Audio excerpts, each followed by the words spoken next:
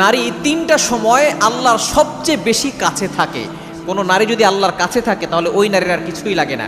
এই তিনটা সময় নারীরা সবচেয়ে বেশি আল্লাহর কাছে থাকে। নাম্বার 1, 1 নাম্বার হচ্ছে যখন কোনো গর্ভবতী মা তার সন্তানকে প্রসব করে, তার অত্যন্ত ব্যথা হচ্ছে, কষ্ট হচ্ছে, তারপর সে ধৈর্য ধারণ করছে আর দোয়া পড়তেছে, আল্লাহর কাছে সে সবর করছে, ধৈর্য ধারণ করছে আর সে ব্যথার জন্য দোয়া পড়তেছে।